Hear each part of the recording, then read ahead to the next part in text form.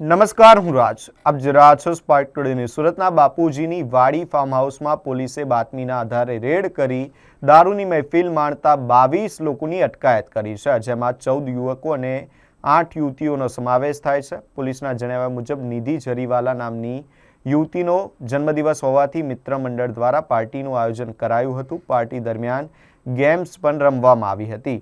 Red દરમિયાન એક વિસ્કીની bottle, 5 અડધી બોટલ, 9 ફોર વ્હીલર કાર અને 24 મોબાઈલ સહિત કુલ 1.67 કરોડનો મુદ્દામાલ જપ્ત કરવામાં આવ્યો છે.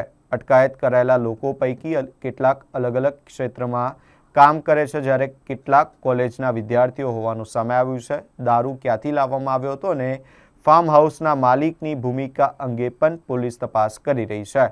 સમગ્ર મામલે પ્રોહિબિશન એક્ટ હેઠળ ગુનો નોંધી વધુ તપાસ હાથ ધરવામાં આવી છે.